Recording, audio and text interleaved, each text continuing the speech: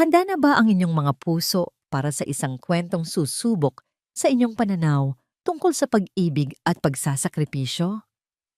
Halina't pakinggan natin ang isang salaysay na magpapatunay na kung minsan ang pinakamatinding pananakit ay nagmumulay sa pinakamalalim na pagmamahal. Sabi nila, ang tiwala ay parang salamin. Kapag nabasag, mahirap nang buuin. Paano kung ang mismong taong pinagkatiwalaan mo ng iyong buong mundo ang siyang dudurog nito sa isang iglap? Ito ang kwento ni Liwayway, isang babaeng haharapin ang pinakamadilim na gabi ng kanyang buhay sa sandaling inakala niyang abot kamay na niya ang bukang liwayway.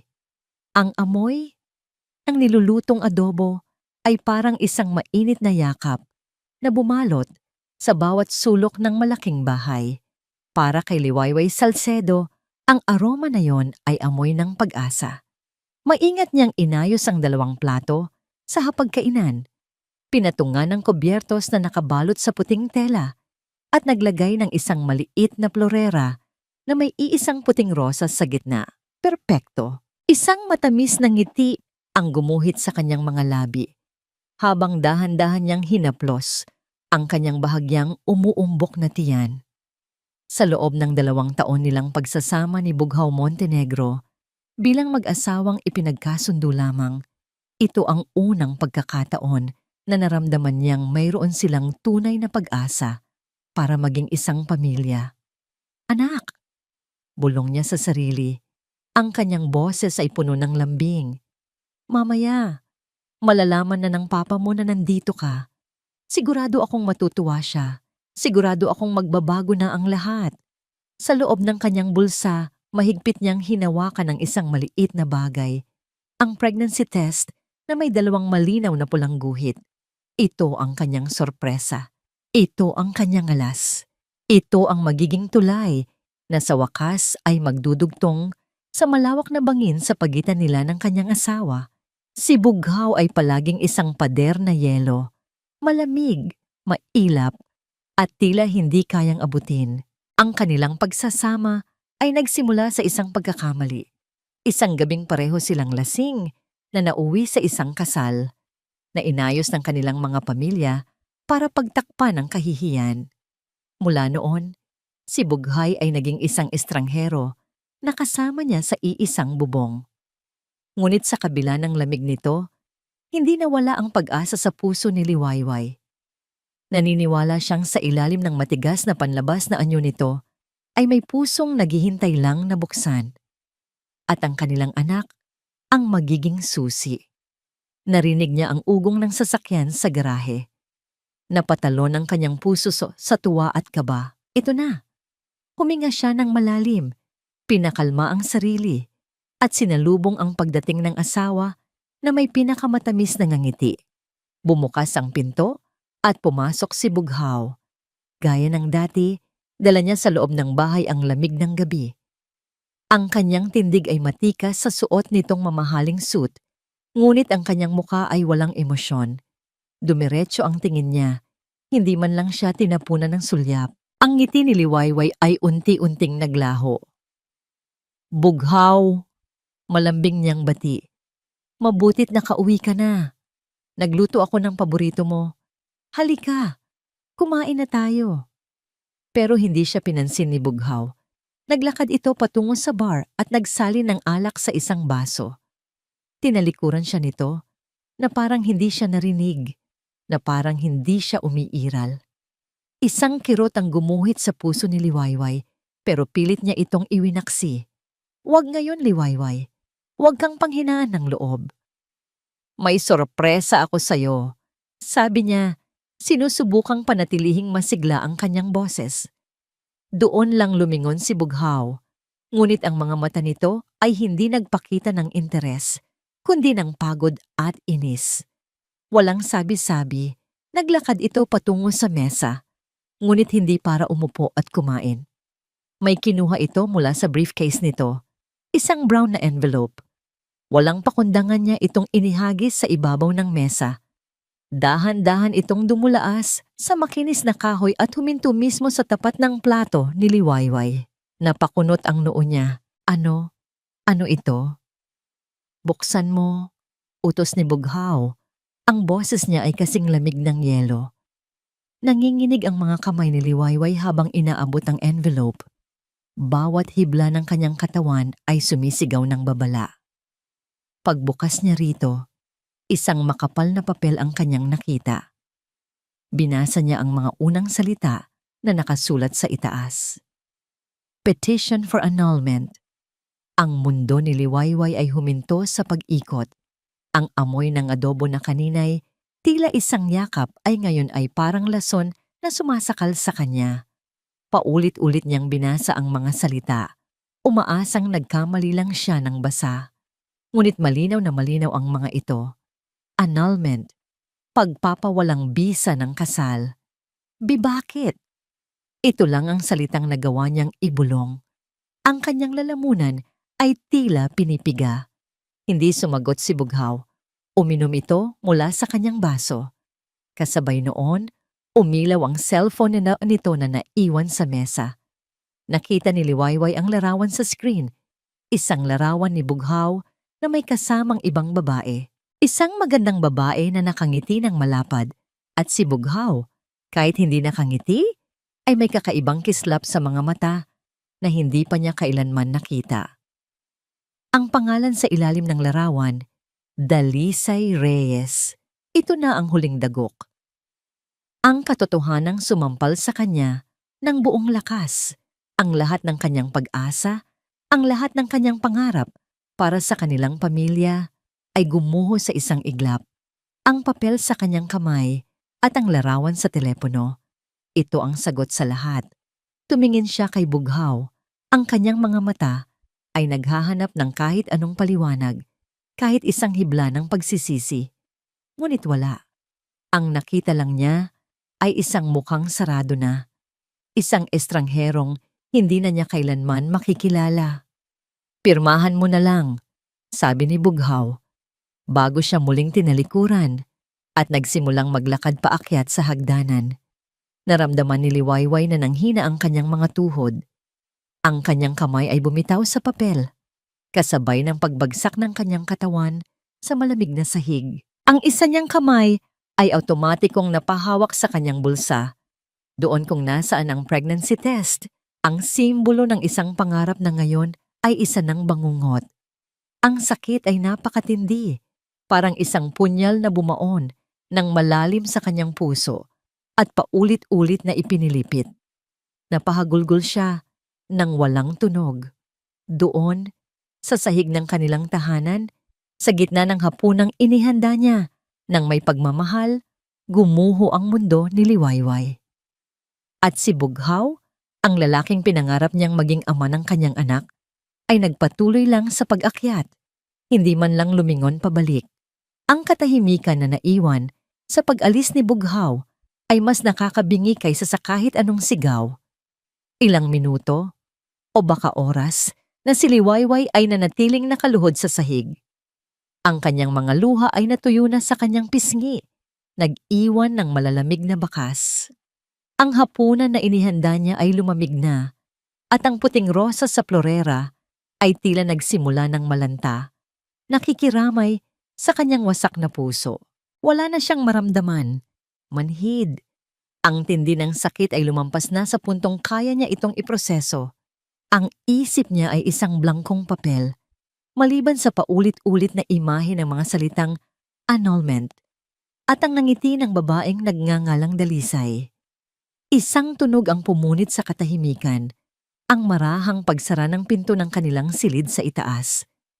Iyon na iyon, ang tunog ng huling pagpihit ng susi sa kandado ng kanilang pagsasama. Ang tunog na yon ang gumising sa kanya mula sa kanyang pagkamanhid. Biglang, isang bagong damdamin ang umusbong mula sa mga guho ng kanyang puso. Hindi ito galit, hindi rin lungkot.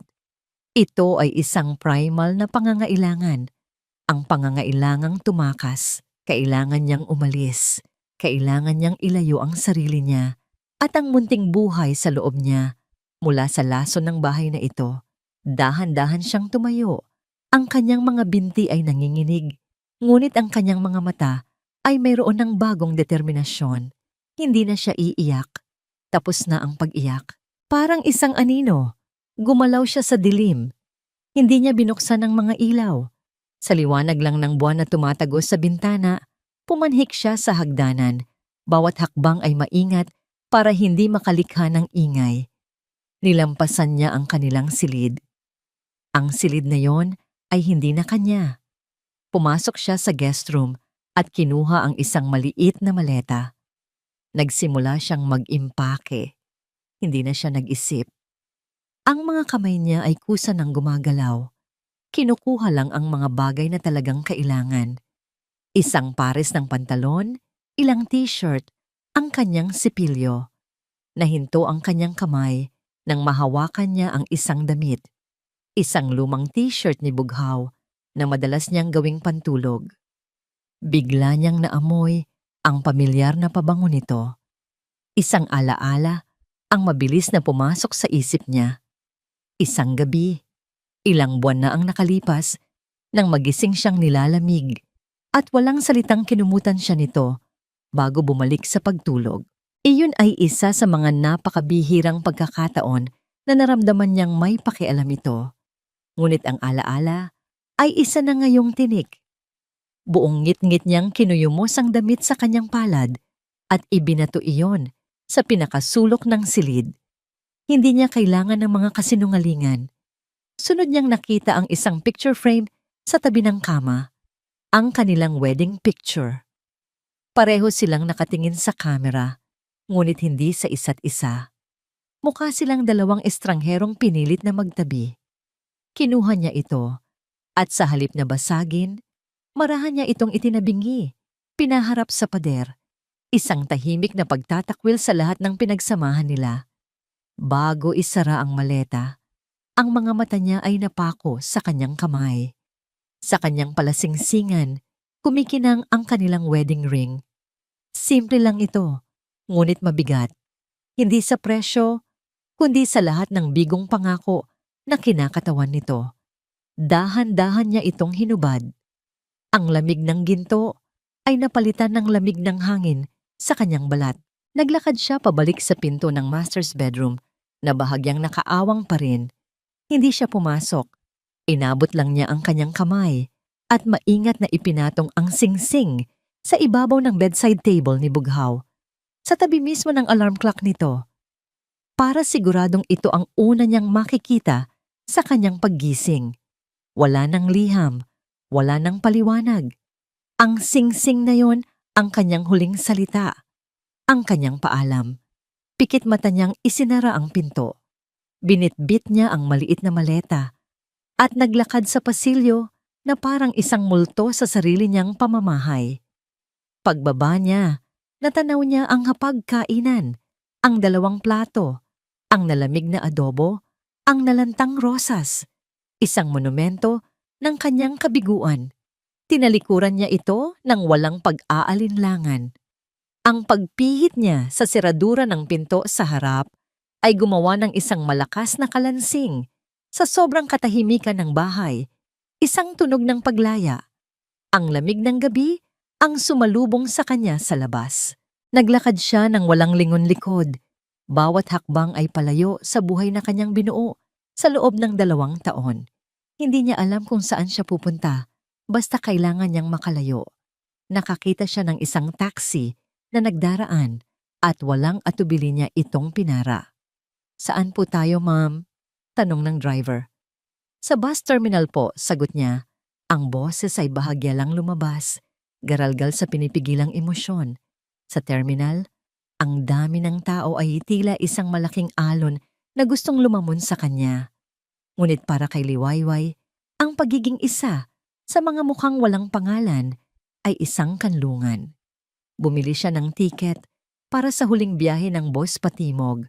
Hindi na niya tiningnan kung saan eksakto ang destinasyon. Ang mahalaga, palayo ito.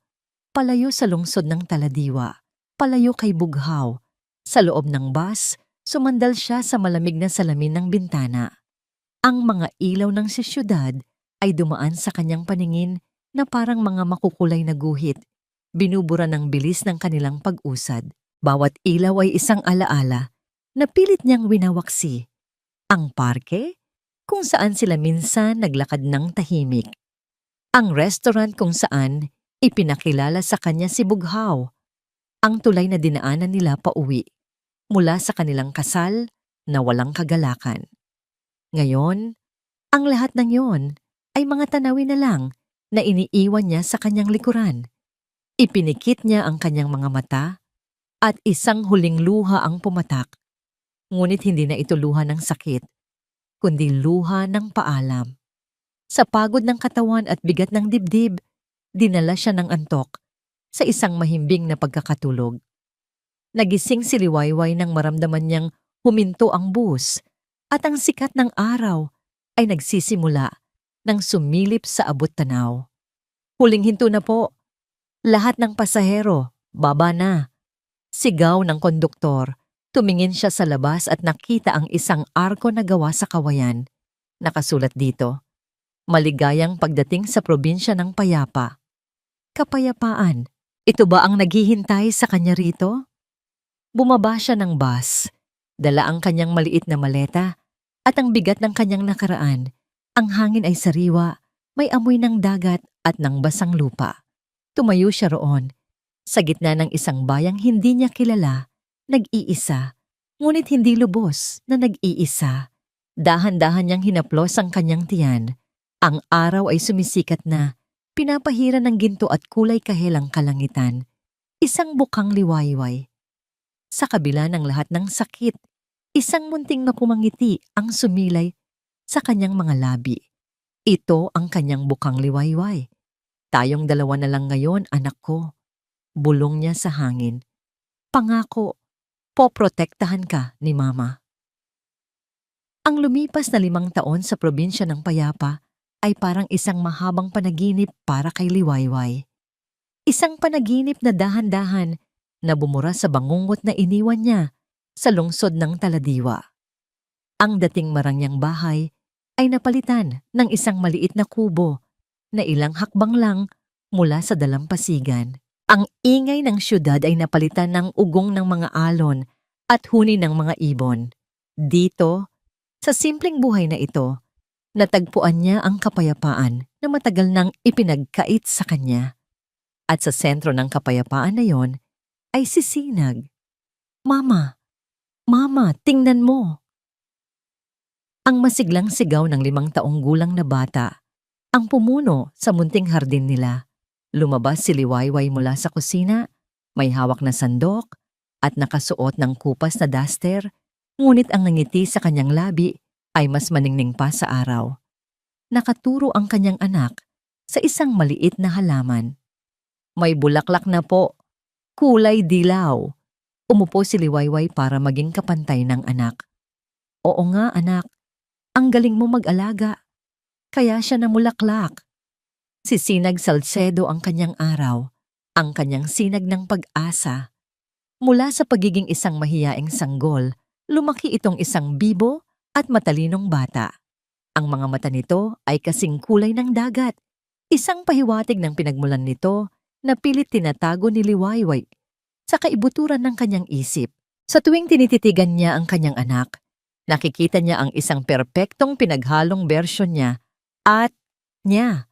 Ngunit sa paglipas ng panahon, natutunan niyang tingnan si Sinag hindi bilang isang paalala ng nakaraan, kundi bilang pangako ng kanyang kinabukasan.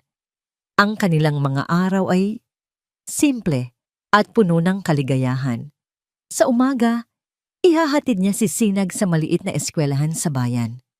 Sa hapon, pagkatapos niyang magtrabaho bilang mananahi sa isang lokal na patahian, sabay silang maglalakad sa dalampasigan, mamumulot ng mga kabibe habang kinukwentuhan siya ni Sinag tungkol sa kanyang araw.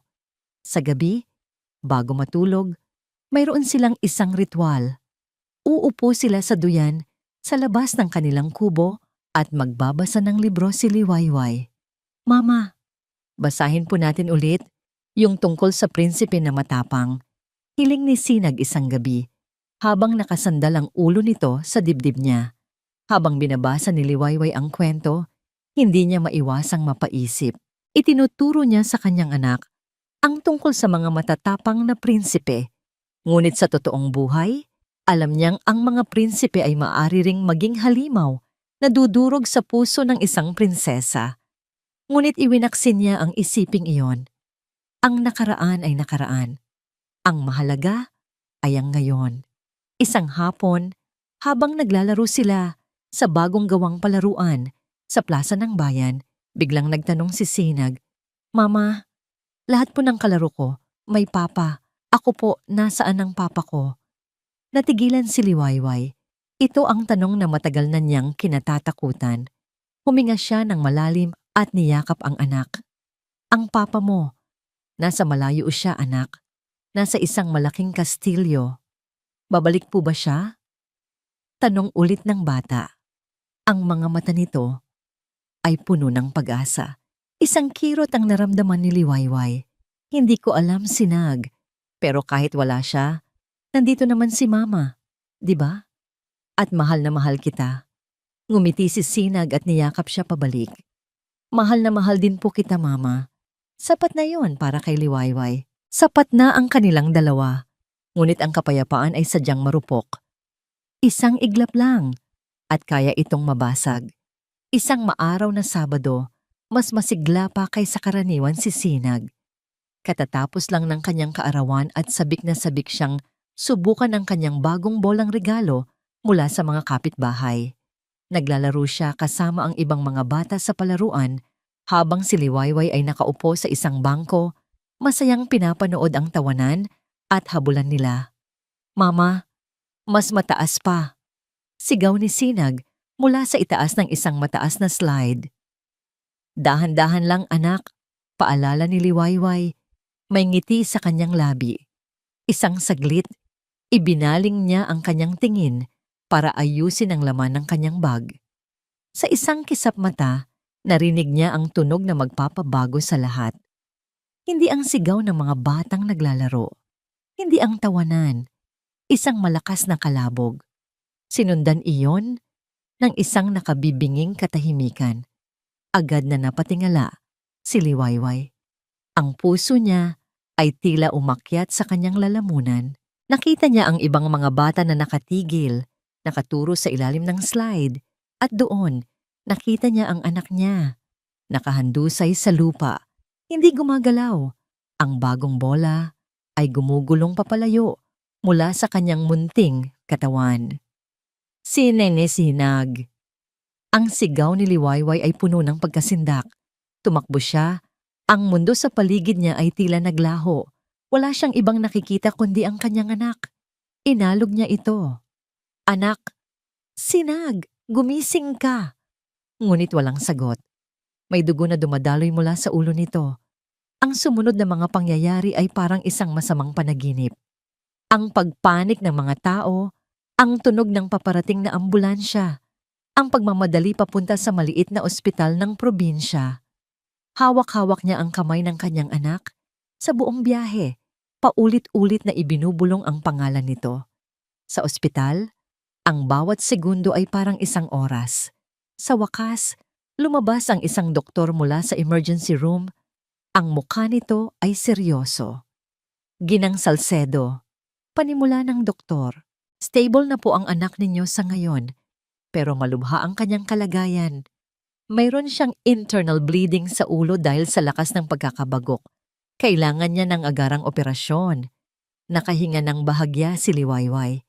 "Gawin niyo po ang lahat, Dok." Umiling ang doktor. May lungkot sa kanyang mga mata. "Wala po kaming sapat na kagamitan dito para sa ganoong klaseng operasyon. Napakadelikado po. Kailangan niyo siyang dalhin sa lungsod ng Taladiwa. Doon lang sa Montenegro Medical Center, may kakayahang gawin ang operasyon na kailangan niya." Montenegro Medical Center. Ang pangalan ay tumama kay Liwayway na parang isang sampal. Ang syudad na kanyang tinalikuran. Ang apelyidong kanyang isinumpa. Iyon ang tanging lugar na makapagliligtas sa kanyang anak. Ang tadhana ay tila pinaglalaroan siya sa pinakamasakit na paraan. Walang pag-aalinlangan sa kanyang mga mata. Wala nang puwang para sa pride o sa takot sa nakaraan. Ang tanging mahalaga ay si Sinag. Sige po, Doc, sabi niya. Ang boses ay nanginginig ngunit buo. Dalhin natin siya doon. Ngayon na. Habang isinasakay si Sinag sa ambulansya, pinunasan ni Liwayway ang kanyang mga luha. Pumasok siya sa loob. Hindi bumibitaw sa kamay ng kanyang walang malay na anak. Ang sirena ay umalingaw-ngaw. Isang hudyat ng kanilang pabalik na paglalakbay. Pabalik sa dilim. Pabalik sa syudad na ipinangako niyang hindi na niya babalikan. Habang tumatakbo ang ambulansya, mahigpit niyang niyakap ang kanyang anak. Kapit lang, Sinag ko. Bulong niya sa gitna ng kanyang mga hikbi. Parating na si Mama. Hindi kita pababayaan. Ang Montenegro Medical Center ay hindi isang ordinaryong ospital. Isa itong napakalaking gusali na gawa sa salamin at bakal. Mas mukha pa itong isang 5 bituing hotel kaysa sa isang pagamutan. Ang sahig ay sobrang kintab na nasasalamin mo ang iyong sarili at ang hangin ay may amoy ng mamahaling antiseptiko at pera. Para kay Liwayway, ito ang puso ng teritoryo ng kaaway. Bawat sulok ng lugar na ito ay sumisigaw ng pangalan na 5 taon na niyang pilit na ibinabaon sa limot. Pagpasok pa lang ng stretcher ni Sinag sa emergency room, naramdaman na agad ni Liwayway ang kanyang pagiging dayuhan. Ang kanyang simpleng duster at mga tsinelas na luma ay tila isang mantsa sa kalinisan at karangyaan ng paligid. Ang mga nurse at doktor ay mabilis at episyenteng kumilos. Ngunit ang kanilang mga tingin ay malamig at professional. Kailangan po nating punan ang mga admission form na ito, ma'am, sabi ng isang nurse sa kanya. Iniabot ang isang clipboard. Nanginginig ang mga kamay ni Liwayway habang hawak ang ballpen. Tiningnan niya ang mga blangkong linya sa papel. Pangalan ng pasyente, tirahan, pangalan ng ama. Bawat tanong ay parang isang suntok sa kanyang sikmura. Nang marating niya ang linya para sa apelyido ng kanyang anak, sandali siyang natigilan. Sa loob ng 5 taon, si Sinag ay isang Salcedo. Iyon ang tanging mundong kilala niya. Ngunit alam niyang sa lugar na ito, ang apelyidong iyon ay walang kapangyarihan. Ang tanging makapagliligtas sa kanyang anak ay ang pangalang kinasusuklaman na niya. Pumikit siya ng mariin, nilunok ang lahat ng kanyang pride, ang lahat ng sakit. Ang panulat ay tila napakabigat sa kanyang kamay habang isinusulat niya ang mga salita sa papel. Sinag Montenegro. Ang pangalan ay mukhang banyaga, masakit basahin, para iyong isang pag-amin ng pagkatalo, isang pagsuko, ngunit para sa buhay ng kanyang anak, handa siyang isuko ang lahat. Matapos isumite ang mga papeles, itinulak na si Sinag papasok sa isang pinto na may nakasulat na operating rooms. Hinarang siya ng isang nurse. Hanggang dito na lang po kayo, ma'am. Maghintay na lang po kayo sa waiting area. Tatawagin po namin kayo kapag may balita na. At pagkatapos ay nag-iisa na siya. Naiwan si Liwayway na nakatayo sa gitna ng isang mahaba at malamig na pasilyo. Ang mga pader ay puting-puti at ang mga ilaw ay sobrang liwanag. Nakakasilaw. Umupo siya sa isa sa mga bakal na upuan. Ang lamig nito ay tumatagos sa kanyang damit. Niyakap niya ang kanyang sarili. Sinusubukang labanan ang panginginig, ngunit hindi ito dahil sa lamig ng aircon. Ito ay dahil sa takot. Tumingin siya sa orasan sa pader. Ang bawat paggalaw ng kamay nito ay parang napakabagal, isang pagpapahirap. Ipinikit niya ang kanyang mga mata at nagsimulang magdasal. Hindi ito isang ordinaryong dasal. Ito ay isang desperadong pakiusap, isang pakikipagkasundo sa Diyos. Panginoon, iligtas niyo po ang anak ko. Parang awa niyo na. Kunin niyo na po ang lahat sa akin. Ibabalik ko ang lahat. Huwag niyo lang siyang kunin. Isang nurse na medyo may edad na ang lumapit sa kanya. May dalang isang baso ng tubig. Inumin mo muna ito, Ineng. Kanina ka pa namumutla. Nag-angat ng tingin si Liwayway. Ang kanyang mga mata ay namamaga. Salamat po. Ngumiti ng bahagya ang nurse, isang ngiti na may bahid ng awa. Magiging maayos din ang lahat. Napakagwapo ng anak mo. Siguradong malakas ang batang iyon. Umupo ito sa tabi niya. Nasaan po pala ang ama ng bata? Paparating na po ba siya? Mas maganda kung may kasama ka sa ganitong pagkakataon. Ang tanong ay tumusok sa puso ni Liwayway. Napayuko siya. Pinaglaruan ang laylayan ng kanyang duster. Wala. Wala siya rito. Halos pabulong niyang sagot.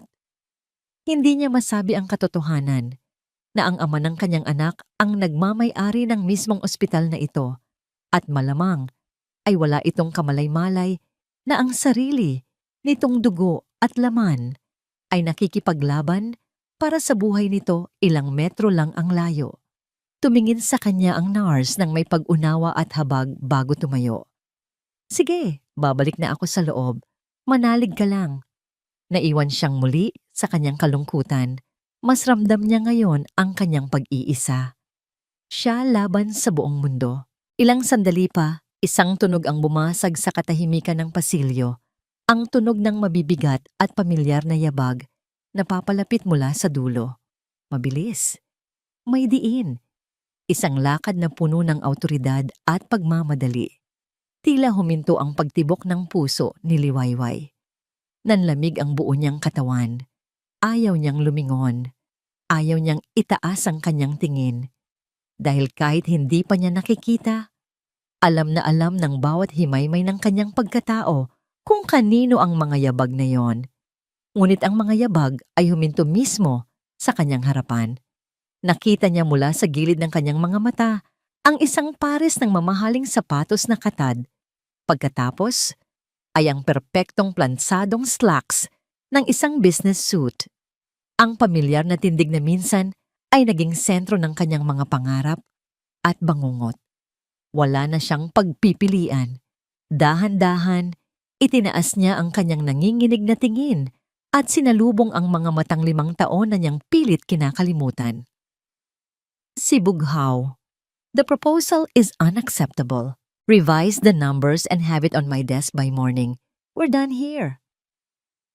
Ang boses ni Bughaw Montenegro ay pumuno sa boardroom, malamig at pinal.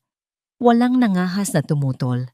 Isa-isang nagsitayuan ang mga board member, nagliligpit ng kanilang mga gamit sa gitna ng isang tensyonadong katahimikan.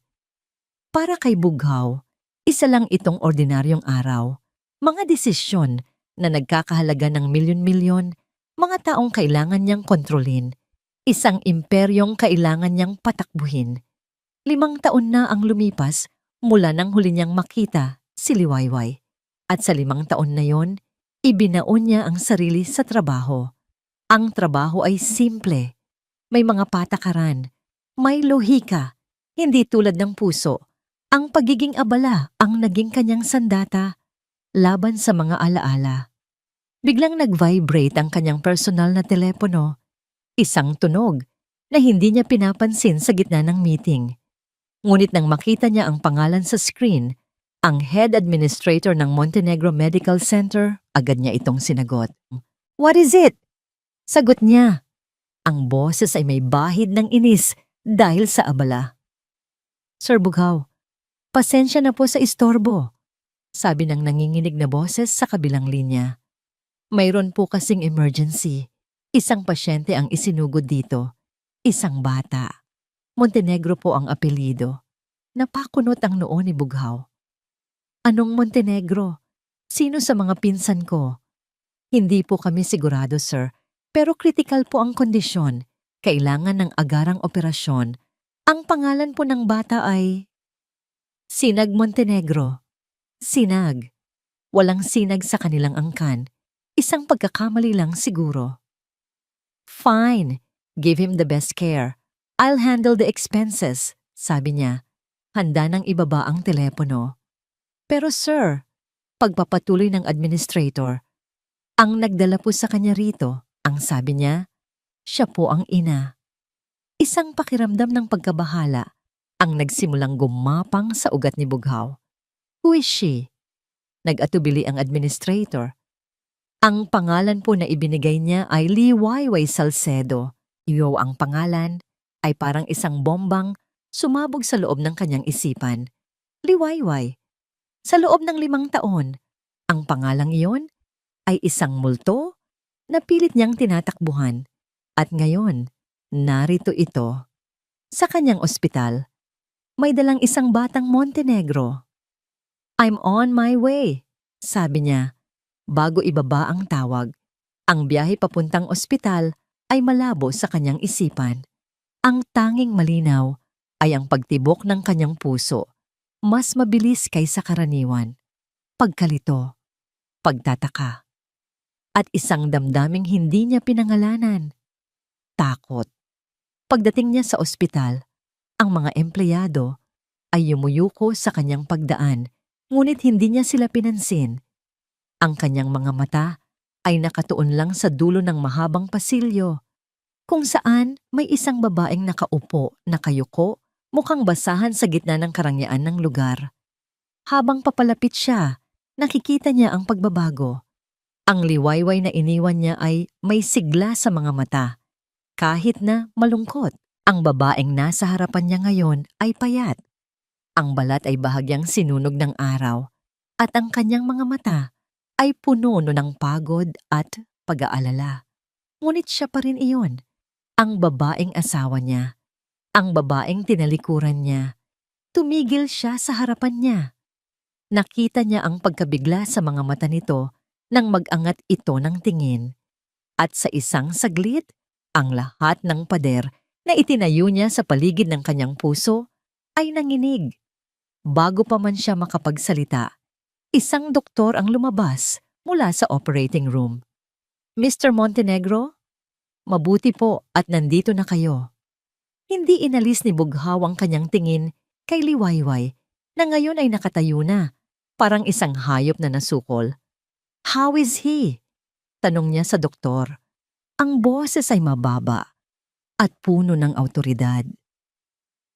Nailabas na po natin ang namuong dugo sa kanyang ulo. We stopped the bleeding. Stable na po siya. Pero nasa ilalim pa rin siya ng masusing obserbasyon. Sabi ng doktor, iniabot ang isang chart. Napakalakas po ng anak ninyo, sir. Anak ninyo. Ang mga salitang iyon ay umalingaw-ngaw sa tainga ni Bughaw. Tumingin siya sa chart na hawak ng doktor. Doon, sa ilalim ng pangalan ng pasyente, nakasulat ng malinaw. Sinag Montenegro. Age 5. 5 taon. Ang lahat ng hangin sa kanyang baga ay tila nawala. Tumingin siya mula sa papel, pabalik kay Liwayway. Ang mukha nito ay basang-basa na sa luha. Isang tahimik na pag-amin.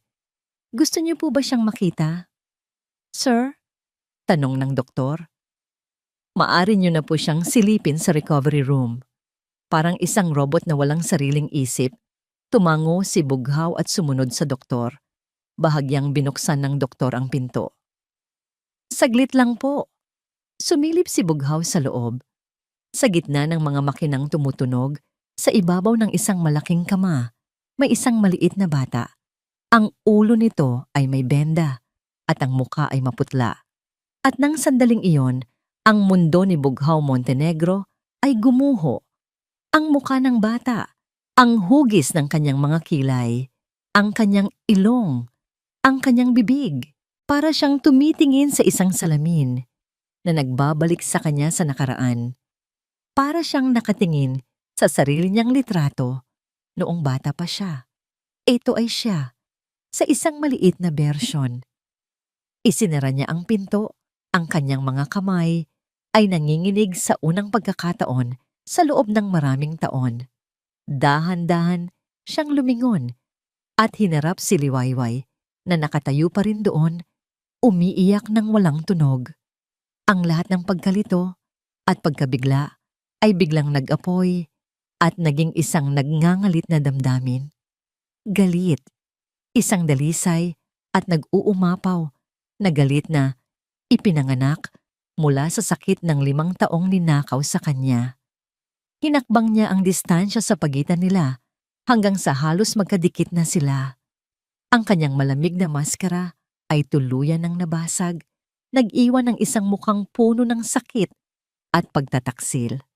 "Ano to, Liwayway?" tanong niya. Ang boses niya ay isang mapanganib na bulong. Hindi sumagot si Liwayway, yumuko lang ito lalo. Ang kanyang galit ay sumabog. Hinawakan niya ng mahigpit ang magkabilang balikat nito. Hindi na alintana ang lakas ng kanyang pagkakahawak. Itinaas niya ang mukha nito para piliting tumingin sa kanya. Ang kanyang mga mata ay nag-aapoy. 5 taon, Liwayway. Itinago mo ang anak ko sa loob ng 5 taon? Ang pagkakahawak ni Bughaw sa mga balikat ni Liwayway ay mahigpit, parang mga bakal na pumipiga sa kanyang mga buto. Ngunit ang sakit na pisikal ay walang-wala kumpara sa sakit na nakikita niya sa mga mata nito. Isang bagyo ng galit, pagtataksil, at isang emosyon na hindi niya mabigyan ng pangalan.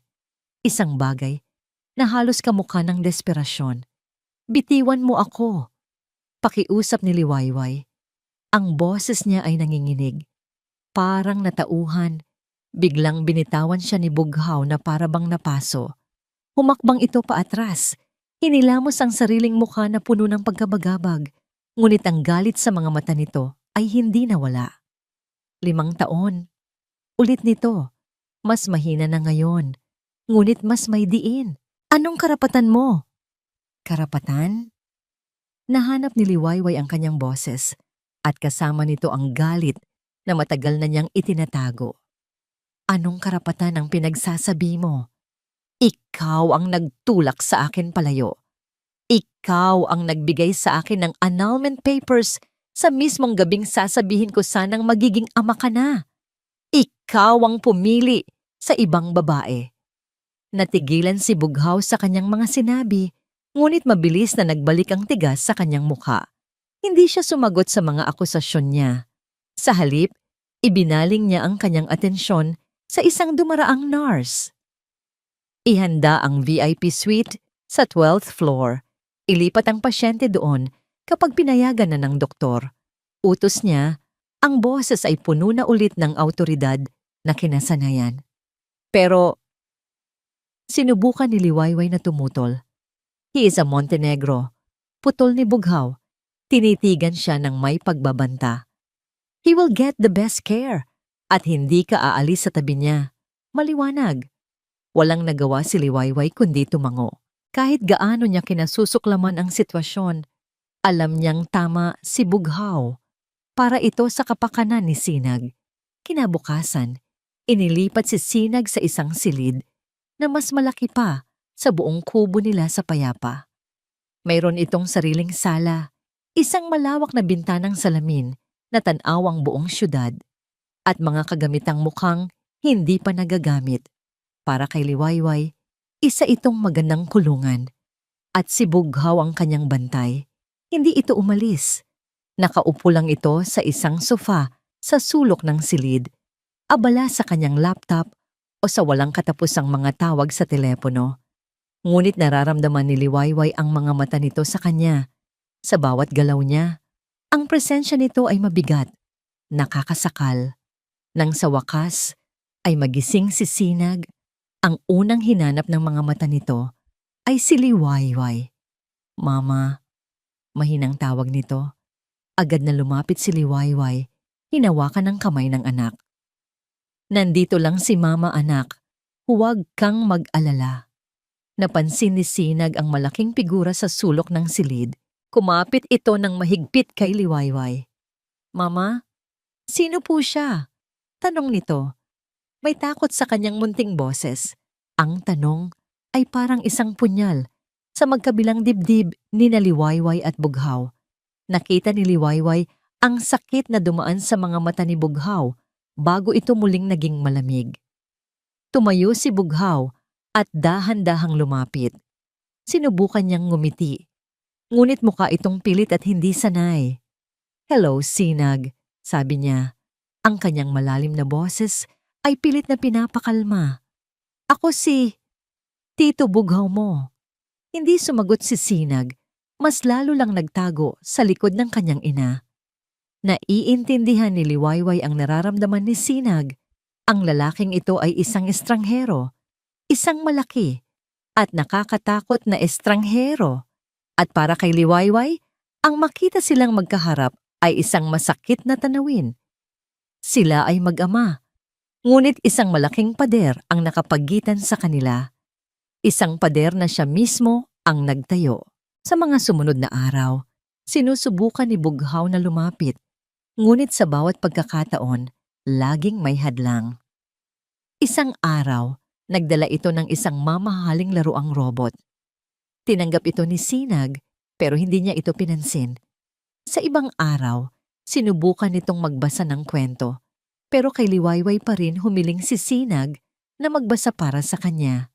Habang tumatagal, napapansin ni Liwayway ang mga kakaibang kilos ni Bughaw. Palagi itong nakatingin sa labas ng bintana, tila may hinahanap. Madalas, bigla itong lalabas ng silid para sagutin ang isang tawag, at kapag bumalik, mas madilim pa ang aura nito. Isang hapon, nakita ni Liwayway si Bughaw nakausap ang dalawang lalaking nakaitim na suit sa labas ng kanilang pinto. Doblehin ang bantay sa floor na ito. Narinig niyang utos ni Bughaw. Walang pwedeng pumasok o lumabas. Nang hindi ko alam, walang exception. Nang pumasok ito, hinarap siya ni Liwayway.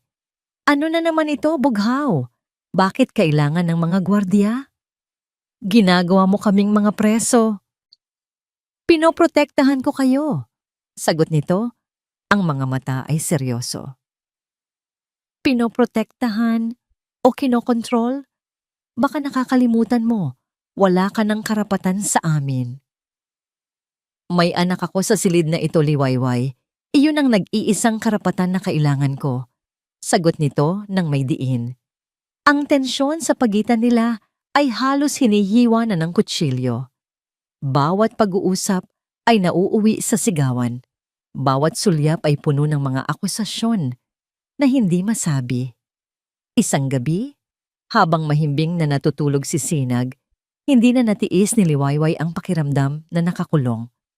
Lumabas siya sa balkonahe ng silid para makalanghap ng sariwang hangin. Mula sa 12 palapag, kitang-kita niya ang parking lot sa ibaba. At doon, sa ilalim ng isang poste ng ilaw, nakita niya ang isang pamilyar na figura na bumababa sa isang mamahaling kotse. Si Bughaw, ngunit hindi ito nag-iisa. Isang babae ang sumalubong sa kanya. Mahaba ang buhok nito, balingkinita ng katawan. Kahit sa malayo, kilala niya kung sino ito. Si Dalisay Reyes. Nakita niya silang nag-uusap. Hindi niya marinig ang mga sinasabi nila. Ngunit kitang-kita niya ang tensyon sa kanilang mga kilos. Seryoso ang mukha ni Bughaw. May iniabot itong isang envelope kay Dalisay.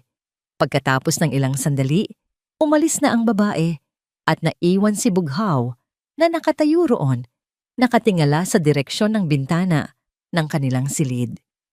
Isang matinding kirot ang muling naramdaman ni Liwayway sa kanyang puso. Ang parehong kirot na naramdaman niya 5 taon na ang nakalipas. Walang nagbago. Sa kabila ng lahat, sa kabila ng pagkakaroon ni Sinag, ang babaeng iyon pa rin ang bahagi ng buhay niya. Ang lahat ng ginagawa ni Bughaw, ang pagbabantay, ang pag-aalala, hindi iyon para sa kanila. Siguro, isa lang itong obligasyon, isa lang itong paraan para pagtakpan ang isang mas malaking gulo. Mabilis siyang pumasok mula sa balkonahe, ang puso niya ay pinupunit ng panibagong sakit at galit. Nang bumalik si Bughaw sa silid makalipas ang ilang minuto, ang mukha nito ay blangko na naman. Ngunit para kay Liwayway, ang imahe nito kasama si Dalisay sa parking lot ay malinaw na malinaw. At iyon ang nagpatibay sa kanyang desisyon. Kailangan nilang umalis. Kailangan nilang makatakas mula sa lalaking ito sa lalong madaling panahon. Kinabukasan, ang katahimikan sa loob ng VIP suite ay mas mabigat kaysa sa dati. Ang imahe ni Bughaw at Dalisay sa parking lot ay paulit-ulit na naglalaro sa isipan ni Liwayway. Isang lason na dahan-dahang kumakalat sa kanyang sistema. Pinapanood niya si Bughaw na nakaupo sa sofa, nagbabasa ng mga dokumento na para bang walang nangyari, at ang galit sa kanyang dibdib ay unti-unting nag-aapoy. Huminga siya ng malalim. Tapos na ang pagtitimpi. Hinintay niyang muling makatulog si Sinag pagkatapos nitong uminom ng gamot. Nang masiguro niyang mahimbing na ito, tumayo siya at hinarap ang lalaking matagal na niyang gustong komprontahin. Hanggang kailan, Bughaw? Panimula niya. Ang boses niya ay mahina ngunit matalim. Nag-angat ng tingin si Bughaw mula sa kanyang mga papel. Ang mga mata nito ay walang emosyon. Anong ibig mong sabihin? Isang mapait na tawa ang kumawala sa lalamunan ni Liwayway. Huwag ka nang magkunwari. Nakita kita kagabi. Kayo ni Dalisay. Hindi nagbago ang ekspresyon sa mukha ni Bughaw, ngunit nakita ni Liwayway ang bahagyang paninigas ng kanyang panga. Hindi mo naiintindihan. Ano ang hindi ko naiintindihan? Sigaw niya, hindi na napigilan ng sarili. Na pagkatapos ng 5 taon, siya pa rin. Na habang ang anak natin ay nag-aagaw buhay dito, abala ka pa rin sa pakikipagkita sa babae mo? Iyon ba ang hindi ko maintindihan? Tumayo si Bughaw. Ang kanyang presensya ay tila lalong bumigat. It's not what you think, Liwayway. Talaga? Dahil ang nakikita ko ay ang parehong lalaki na naghagis sa akin ng annulment papers 5 taon na ang nakalipas. Ang bawat salita ay may kasamang sakit. Sabihin mo sa akin, Bughaw, pinagsisihan mo ba? Na bumalik kami, na naging komplikado ulit ang buhay mo dahil sa amin. Stop it! Maring sabi ni Bughaw. Wala kang alam sa mga nangyayari. Ang tanging alam ko ay sa oras na gumaling ang anak ko, aalis kami. Aalis kami sa syudad na ito, sa buhay mo, at hindi na kami kailanman babalik. Deklara niya. Ang kanyang mga mata ay nagbabaga sa determinasyon. Tinitigan siya ni Bughaw ng matagal. Isang titig na puno ng mga salitang hindi nito masabi. At sa huli, tumalikod lang ito at lumabas ng silid. Iniwan siyang muli na walang sagot, walang paliwanag. Naiwan si Liwayway na nanginginig sa galit at frustrasyon. Para siyang sumisigaw sa isang pader na bato. Ilang sandali pa, isang nurse ang pumasok na may tulak-tulak na cart. Sa ibabaw nito ay isang napakalaking flower arrangement. Mga puting lilies, ang uri ng bulaklak na kadalasang nakikita sa mga lamay. Naramdaman ni Liwayway ang panlalamig ng kanyang batok. Pinabibigay po, ma'am, sabi ng nurse. Ang ganda po, pero parang pangpatay. Dagdag nito ng pabulong bago umalis. Napakunot ang noo ni Liwayway. Sino ang magpapadala nito? Lumapit siya at nakita ang isang maliit na puting card na nakasuksok sa mga bulaklak. Kinuha niya ito. Walang pangalan. Ang nakasulat lang ay isang maikling mensahe. Nakaprint sa eleganteng pagsulat, maligayang pagbabalik. Sana'y gumaling agad ang bata. Sayang naman kung may mangyari ulit sa kanya. Ang huling salita, ulit, ay tumatak sa isipan ni Liwayway na parang isang nagbabagang bakal. Ang pagkahulog ni Sinag sa slide. Isa iyong aksidente. 'Di ba? Pero ang mensaheng ito ay isang pagbabanta. Ang dugo sa kanyang katawan ay tila nagyelo. Nabitawan niya ang card na para bang napapaso. Ang galit na naramdaman niya kanina ay biglang napalitan ng isang dalisay at nakakaparalisang takot. Tumingin siya sa natutulog niyang anak, ang inosenteng mukha nito. May gustong manakit sa kanyang anak. Kasabay noon, bumukas ang pinto at pumasok si Bughaw. Nakita nito ang pamumutla sa mukha ni Liwayway at ang mga bulaklak. Anong nangyari? Tanong nito. Nanginginig na pinulot ni Liwayway ang card mula sa sahig at nanggagalayting ibinato iyon sa dibdib ni Bughaw. Basahin mo!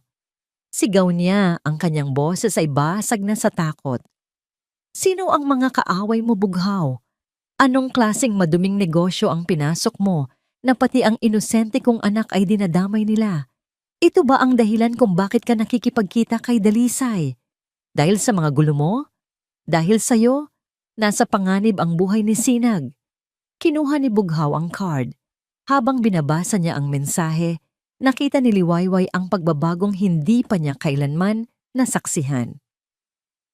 Ang kanyang karaniwang malamig na ekspresyon ay nabura.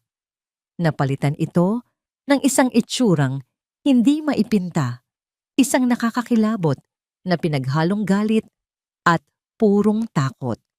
Namutla ito. Mas maputla pa kaysa kay Liwayway.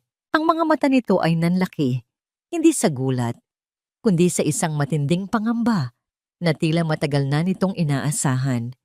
Hindi ito tumingin sa kanya. Hindi ito nag-abala na itanggi ang kanyang mga akusasyon. Tumingin lang ito sa natutulog nilang anak. At sa isang iglap, lahat ng pader nito ay gumuho. Nakita ni Liwayway sa mga mata nito ang parehong takot na nararamdaman niya, ang takot ng isang magulang para sa kanyang anak. Bigla itong lumingon sa kanya. Ang mukha nito ay determinadong ngayon. Ang boses nito ay isang utos na hindi pwedeng suwayin. Mag-impake ka, sabi nito. Ang bawat salita ay mabigat at puno ng pagmamadali. Kunin mo lang ang mga importanteng gamit. Aalis kayo dito. Anong? Dadalhin ko kayo sa safe house ko. Putol nito. Ang mga mata ay nag-aapoy sa isang emosyon na hindi pa niya nakikita dati. Ngayon na, ang takot ay may sariling lasa.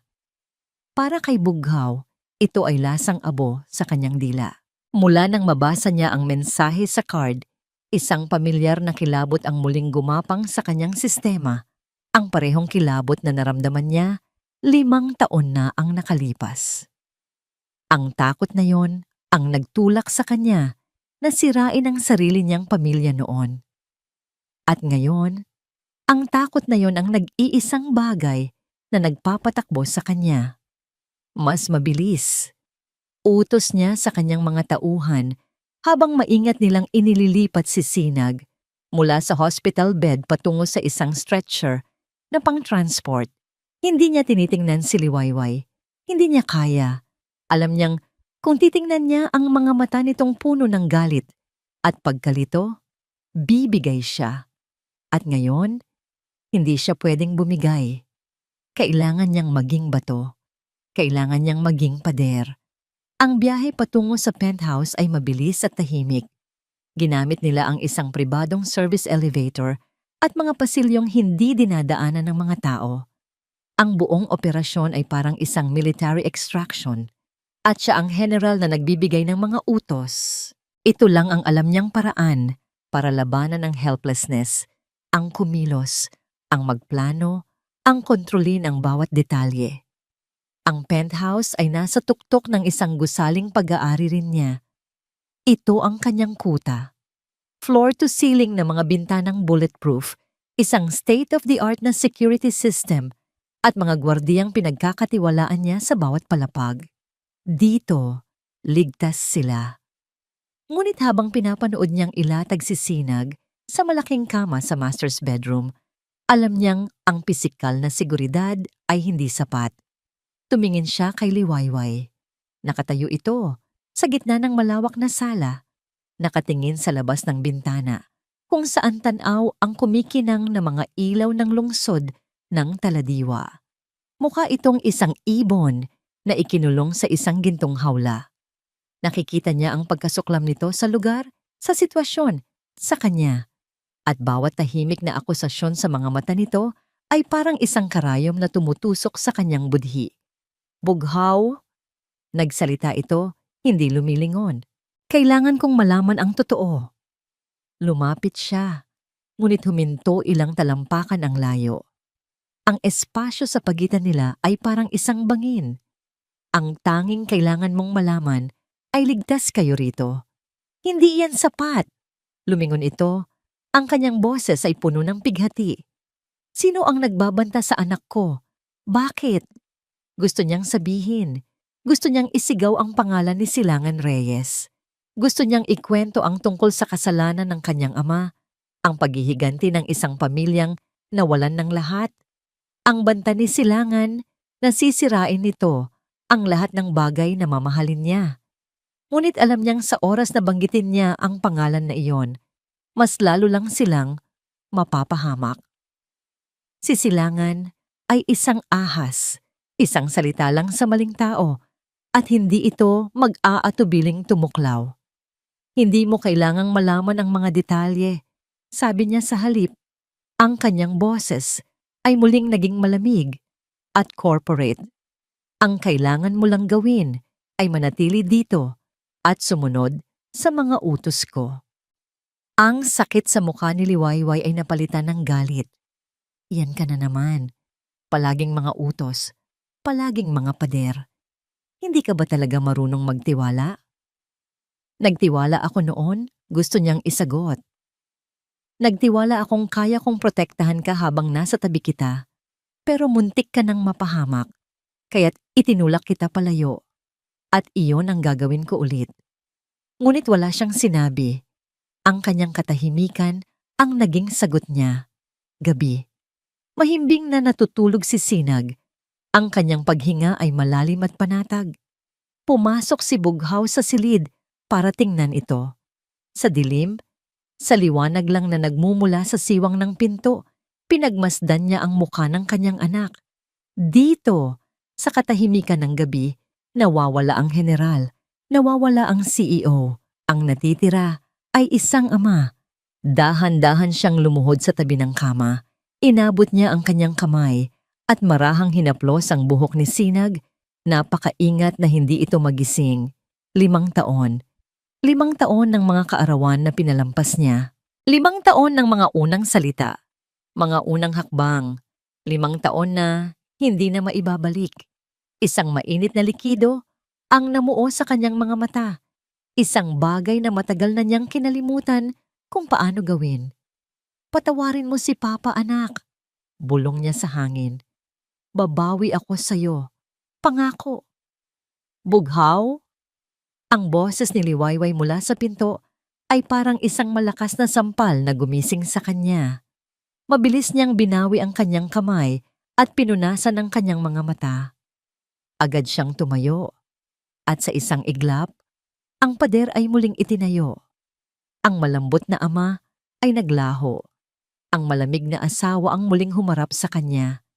Tinitingnan ko lang kung maayos ang lagay niya, sabi niya. Ang kanyang boses ay walang anumang bakas ng emosyon. Nakita niya ang pag-asa sa mga mata ni Liwayway na mabilis na namatay. Ang sandaling kahinaan na nasaksihan nito ay mabilis niyang tinakpan ng isang mas makapal na yelo. Iyon ang kailangan niyang gawin. Para makumbinsi niya itong umalis, kailangan nitong maniwala na wala na talaga siyang pakialam. Kinabukasan, inilapag niya sa mesa sa harap ni Liwayway ang isang malaking brown envelope. Ano ito? Tanong nito. Mga passport. Sagot niya, hindi tumitingin. Para sa'yo at para kay Sinag, mayroon ding mga plane ticket. Patungo sa Europa. Nakaayos na ang lahat. May bahay na tutuluyan kayo. May pera sa bangko. Hindi na kayo kailangang mag-alala sa kahit ano. Tumingin sa kanya si Liwayway hindi makapaniwala. Pinapaalis mo kami. Ito ang pinakamagandang solusyon para sa lahat. Sabi niya, inuulit ang mga kasinungalingan na sinanay na niya sa kanyang isip. Para sa lahat o para sa'yo? Tanong nito, ang boses ay basag na. Para maging malaya ka nang makasama siya? Hindi siya sumagot. Hayaan niyang isipin nito kung ano ang gusto nitong isipin. Mas madali kung galit ito sa kanya. Mas madaling aalis ito kung kamumuhian siya nito. Lumayo siya para kumuha ng isang basong tubig para na rin makaiwas sa mga mata nitong nanguusig. Ngunit tumunog ang kanyang telepono. Si Dalisay, kailangan niyang sagutin ito. Lumabas siya sa balkonahe, iniisip na hindi siya maririnig. Naayos mo na ba? Tanong niya sa kabilang linya. Ang boses ay apurado. Oo, sagot ni Dalisay. Nakabook na ang private jet. Ang mga papeles ay peke, pero hindi mahahalata. Sa oras na makalapag sila sa Geneva, may sasalubong sa kanila. Ligtas sila doon. Good, sabi ni Bughaw. Nakahinga ng maluwag. Kaunting tiyaga na lang. Kapag nakaalis na siya at ang bata, pwede na nating ituloy ang plano natin. Ang plano nila ay ang pag-ipit kay Silangan gamit ang mga ebidensyang matagal na nilang kinakalap. Ngunit bago pa niya matapos ang kanyang sasabihin, naramdaman niya ang isang presensya sa likod niya. Lumingon siya. Nakatayo roon si Liwayway sa may pintuan ng balkonahe. Ang mukha nito ay blangko. Ngunit ang mga mata ay patay na. Malinaw na narinig nito ang huli niyang sinabi. Ang mga salitang iyon na wala sa konteksto ay isang hatol. Isang kumpirmasyon ng lahat ng kanyang kinatatakutan.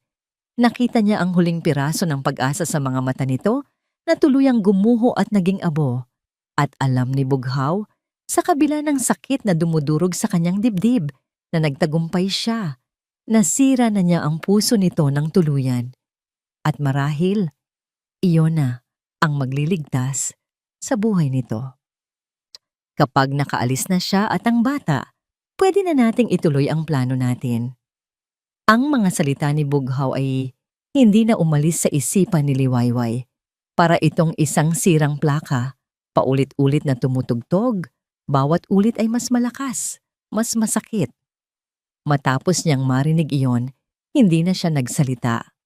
Pumasok lang siya sa silid at isinara ang pinto ng balkonahe na para bang isinasara na rin niya ang huling kabanata ng buhay niya kasama si Bughaw. Ang puso niya ay hindi na masakit. Manhid na. Para itong isang basong napuno na ng tubig at ang huling patak ng katotohanan ay ang nag-iisang bagay na nagpaapaw dito. Wala nang puwang para sa galit o lungkot. Ang natira na lang ay isang malawak at malamig na kawalan. Nakatayo siya sa harap ng salamin, ngunit hindi niya nakilala ang babaeng nakatingin pabalik. Ang mga mata nito ay walang buhay. Ang mukha nito ay pagod. Ito ang mukha ng isang babaeng paulit-ulit na natalo sa parehong laban. Noon, nung una siyang umalis, dala niya ang sakit ng pagtataksil. Ngunit dala rin niya ang apoy ng isang bagong pag-asa, ang anak sa kanyang sinapupunan. Ngayon, ang pag-asa na yon ay napalitan ng takot. Ang pagtakas niya noon ay para sa sarili niya. Ang pagtakas niya ngayon ay kailangan niyang gawin para sa kanyang anak. Hindi na siya susunod sa plano ni Bughaw. Ang Europa, ang bahay, ang pera, ang lahat ng yon ay parang mga tanikala na ibinibigay sa kanya. Isang paraan para kontrolin sila kahit sa malayo. Isang paraan para siguraduhing hindi na sila manggugulo sa plano nito kasama si Dalisay. Hindi na siya magiging isang tauhan sa laro ng ibang tao. Gagawa siya ng sarili niyang plano. Mawawala silang parang bula sa isang lugar na hindi kailanman may isip ni Bughaw. Doon, bubuuin niyang muli ang kanilang munting mundo. Isang mundong walang anino ng mga Montenegro. Kinabukasan, nagpanggap siyang sumasang-ayon sa lahat. Tumango siya nang ipaliwanag ni Bughaw ang tungkol sa kanilang pag-alis kinabukasan ng gabi. Tinanggap niya ang mga pasaporte. Tiningnan niya ang mga litrato ng bahay sa Geneva. Ngunit habang ginagawa niya ang lahat ng iyon, ang kanyang isip ay abala sa pagbuo ng sarili niyang estratehiya. Napansin niyang tuwing 3:00 ng hapon ang 2 gwardiya sa kanilang pinto ay nagpapalit ng pwesto. Mayroong eksaktong 2 minuto kung kailan ang pasilyo ay walang bantay. Ang service elevator naman ay hindi binabantayan ng kasing higpit ng main elevator. At ang delivery entrance sa basement. Iyon ang kanyang magiging daan palabas. Kailangan niyang umalis habang wala si Bughaw. Dumating ang pagkakataon. Isang tawag ang natanggap ni Bughaw. Mula sa kanyang narinig, mukhang isang emergency. Sa isa sa kanyang mga kumpanya, isang hostile takeover attempt. Sabi nito, sa telepono, kailangan kong umalis. Sabi ni Bughaw sa kanya, ang mukha ay seryoso. Huwag na huwag kayong lalabas ng pinto. Babalik ako bago ang oras ng flight ninyo. Maliwanag. Tumangulang si Liwayway. Ang puso niya ay kumakabog ng malakas sa kanyang dibdib. Ito na. Sa pag-alis ni Bughaw, kumilos siya ng mabilis. Ginising niya si Sinag mula sa pagkakatulog nito. Anak, maglalaro tayo, sabi niya. Pilit na pinapasigla ang kanyang boses. Maglalaro tayo ng taguan. Kailangan nating makaalis dito nang hindi nakikita ng mga bantay, okay? Natuwa si Sinag sa ideya. Okay po, Mama. Sino pong taya? Sila ang taya, sabi niya, habang isinusuot dito ang isang jacket na may hood. Kaya kailangan nating maging sobrang tahimik. Wala na siyang dinalang gamit, maliban sa kaunting perang na itabi niya at ang mga pasaporte na ibinigay ni Bughaw. Iyon lang ang kailangan niya para makalayo. Hinintay niya ang eksaktong 3:00. Sa pagtunog ng orasan sa kanyang telepono, binuhat niya si Sinag. Okay, game na. Huwag kang maingay. Anak ha? Dahan-ahan niyang binuksan ang pinto. Gaya ng inaasahan niya, ang pasilyo ay walang tao. Mabilis ngunit walang ingay, naglakad sila patungo sa service elevator sa dulo ng hallway. Bawat segundo sa loob ng elevator ay parang 1 oras. Ang bawat tunog ay nagpapatindig ng kanyang mga balahibo. Pagdating nila sa basement, kumapit siya ng mahigpit kay Sinag at nagtago sa likod ng malalaking basurahan malapit sa delivery bay. Nag-abang siya. Ilang sandali pa, isang delivery truck ng laundry service ang pumasok. Habang abala ang driver sa pagbaba ng mga gamit, nakita niya ang kanyang pagkakataon. Sinag! Yakap ka lang ng mahigpit kay Mama. Bulong niya. Gamit ang lahat ng natitira niyang lakas, tumakbo siya. Tumakbo siya palabas ng delivery bay, palabas sa isang eskinita at hindi na lumingon pa. Ang bigat ni Sinag sa kanyang mga bisig ay hindi niya ininda. Ang tanging nagtutulak sa kanya ay ang adrenaline at ang desperadong pangangailangang makatakas. Nang makarating sila sa isang mataong kalye, agad siyang pumara ng taxi. Saan po tayo, ma'am? Kahit saan, sagot niya, habol ang kanyang hininga. Basta malayo dito. Habang umaandar ang taxi, niyakap niya ng mahigpit ang kanyang anak. Naramdaman niyang ligtas na sila, kahit pansamantala. Ngunit sa kanyang pagtakas, hindi niya alam na isang mas malaking panganib ang kanyang tinakbuhan, isang panganib na mas malala kaysa kay Bughaw. Samantala, sa kabilang bahagi ng syudad, mabilis na tinapos ni Bughaw ang problema sa kanyang kumpanya. Ang hostile takeover attempt ay isang pain lang pala, isang diversion na nilikha ni Silangan para ilayo siya. Naramdaman ni Bughaw ang isang biglaang kaba. May mali. Minaneho niya ang kanyang sasakyan, pabalik sa penthouse, ang bilis ay higit pa sa nararapat. Ang bawat pulang ilaw sa trapiko ay parang isang pagsubok sa kanyang pasensya. Pagdating niya sa gusali, sumakay siya sa elevator, ang kanyang puso ay kumakabog ng hindi normal. Anong status? Tanong niya sa kanyang earpiece na konektado sa head of security. All quiet, sir. Walang pumasok. Walang lumabas. Sagot nito. Nakahinga siya ng bahagya, ngunit hindi pa rin nawala ang kaba. Pagbukas ng pinto ng elevator sa kanilang palapag, nakita niya ang 2 gwardiya na nakatayo ng diretso. Tumangulang siya at naglakad patungo sa pinto ng kanyang unit. Binuksan niya ito. Liwayway? Katahimikan ang sumagot sa kanya. Isang nakakakilabot na katahimikan. Ang silid ay malinis, napakatahimik, na para bang walang nakatira dito. Liwayway? Ulit niya. Mas malakas na ngayon. May bahid na ng panik sa kanyang boses. Pumunta siya sa silid tulugan. Walang tao. Ang kama ay maayos na. Ang mga laruan ni Sinag ay nasa isang sulok, tila malungkot na iniwan. Naglakad siya pabalik sa sala. Ang kanyang mga mata ay ligaw na naghahanap. At doon, sa ibabaw ng glass table, nakita niya ito. Isang piraso ng papel, nakatupi ng maayos. Ang mga pasaporte at plane ticket ay nasa tabi nito. Nanginginig ang kanyang mga kamay habang binubuksan ang sulat. Ang sulat kamay ni Liwayway, pamilyar ngunit ngayon ay tila dayuhan. Bughaw, hindi ko na kaya. Hindi ko kayang mabuhay sa isang buhay na puno ng kasinungalingan. Hindi ko kayang palakihin ang anak ko sa isang mundong puno ng panganib na ikaw mismo ang lumikha.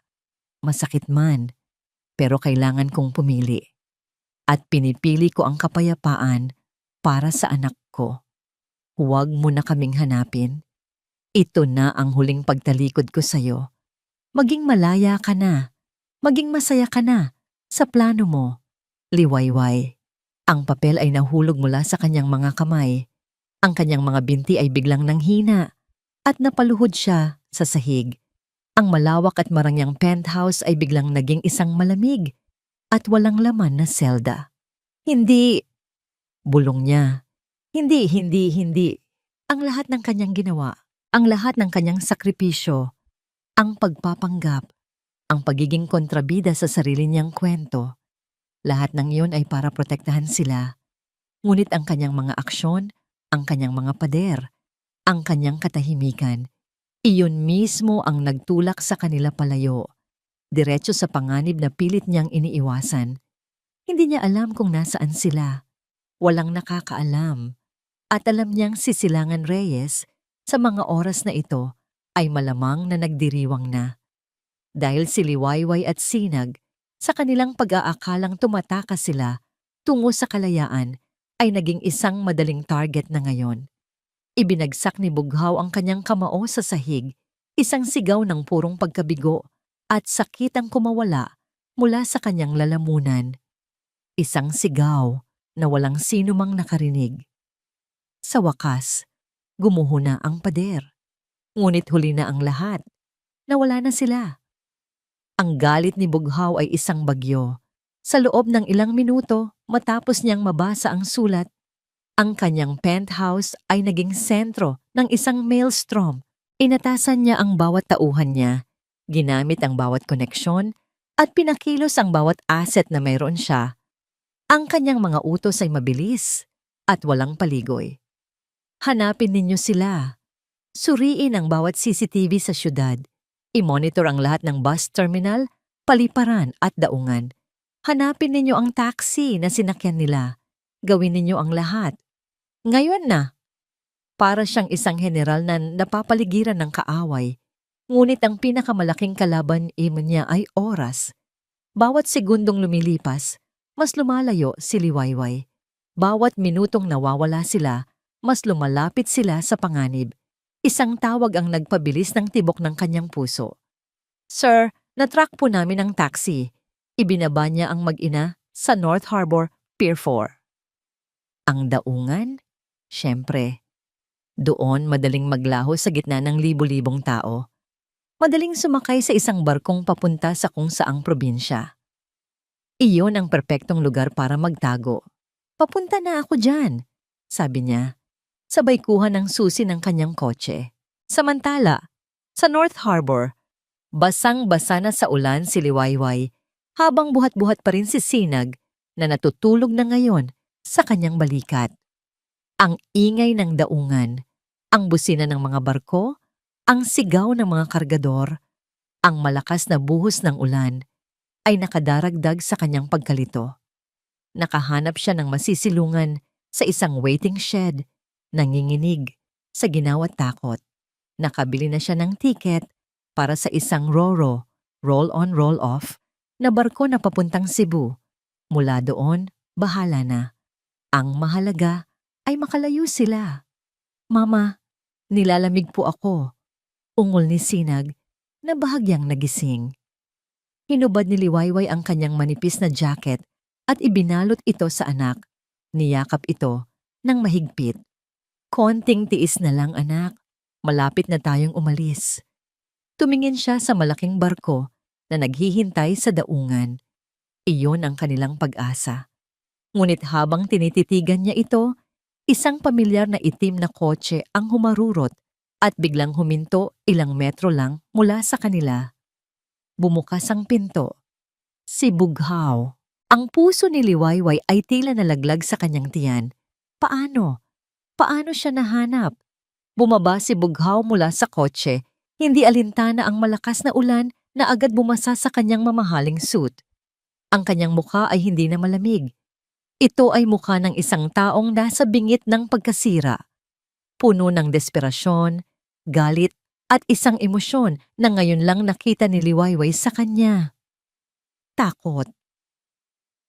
Liwayway! Sigaw niya. Ang kanyang boses ay halos malunod sa ingay ng ulan at kulog. Automatikong napaatras si Liwayway. Mas hinigpitan ang yakap kay Sinag. Huwag kang lalapit. Sumama ka sa akin. Kailangan ninyong umalis dito. Sigaw ni Bughaw. Humahakbang palapit. Hindi. Hindi mo na kami makokontrol pa.